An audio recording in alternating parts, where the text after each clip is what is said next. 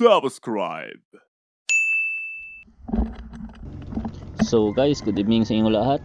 Another adventure na naman po tayo ngayong gabi. At dito na yung mga kasama ko ay nag-ayos na ng mga gamit-gamit. At dito tayo sa ating panibagong spot. Kuha lang tayo ng pang-ulam idol kasi may darating na bagyo. And shout out pala sa ating bagong kaibigan, kakapwa Espero, si Ron Sota. Happy viewing po idol. At dito nga binamano pugita. Muntik pa ako nakagat niyan. Nanghabulan pa kami, di ko nakuha ng video.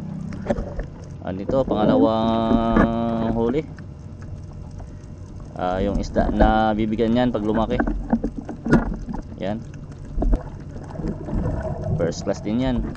At dito naman isa din itong masarap na isda pag sinabawan mo. First class. Comment lang dyan kung anong tawag nyo sa inyo ito, idol. Yan, natanggal pa sa pana.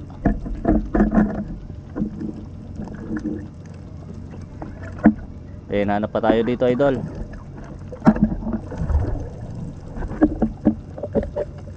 Dito nga ik-ik yung tawag sa amin dito sa Romblon. Yung parang goldfish siya, yung may bigote. Timbungan sa ibang lugar yata ang tawag dito. Mga first class yan na isda. At dito naman ang tawag sa amin isda na ito ay yung lerong o tuhong yata to tawag dito sa amin. Dito naman may nakita ako mga idol, nakadapa sa buhangin, nag-aabang ng may makakain. Ito ay tawag pala sa amin ay tambod o lizard fish. Nako, dinaplisan, kaya kinamay ko na lang. Masyadong narugi na. At dito naman mga idol, medyo nakajakpat tayo. Maganda yung kuha natin, isang malaking snapper o katambak ang tawag sa amin dito sa Romblon. Nandun sa ilalim ng bato.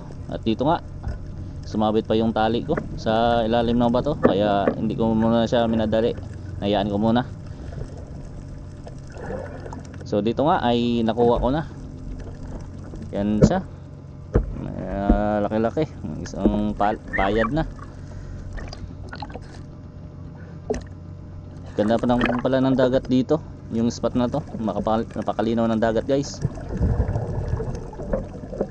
At dito nga may nakita ko ditong stonefish, yung tawag sa iba ay lupo, o tawag dito sa amin ay bantoy. Yan, tinira ko sa lalim ng bato. Nanginila ko malagbag sa butas, hindi ko makuha yung udyong ko, yung bala ng pana ko. Yan. Pan ko na lang ng kulata. Nakawala siya, buti na lang pag ilaw ko ganyan nakita ko palangoy-langoy at muntik nang nakalayo. Napaka first class nito sa ibang lugar. Yan guys, wala na siya. So hinahanap ko yan, hanapin natin. Wala na rin dito sa kabilang butas. So dito hanapin natin siya. At yun pala, nandun na, papalayo na. Buti na ispatan ng ilaw natin, nabul ko. Wala nang time sa pagkasa, kaya tinusok ko na lang.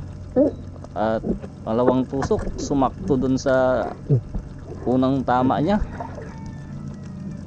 Yan, mag-ingat din tayo dyan guys pag tayo namana, kasi napaka-poisonous na isda na to.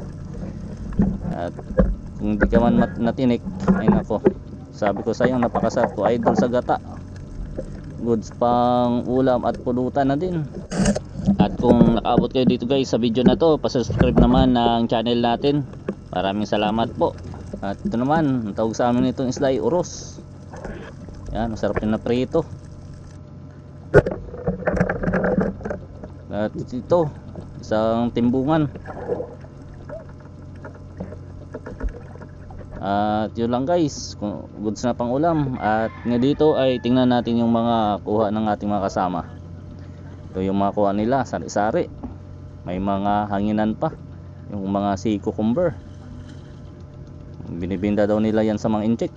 At dito may tagihian pa. Kaya hirap lang naman ito ng tagihian guys, yung magtanggal ng mga tinik nya.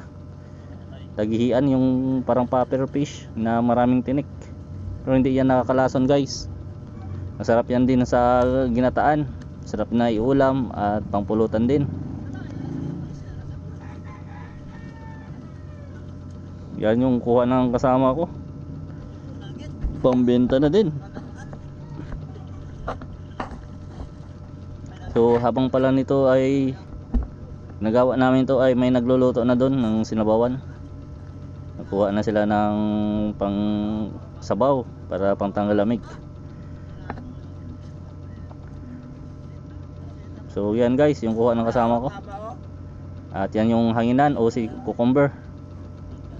At yan, malaking maming. Kuha ng kasama ko yan.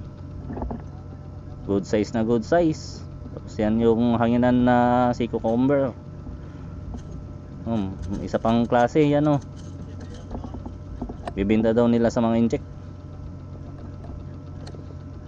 So goods na yung mga huli namin.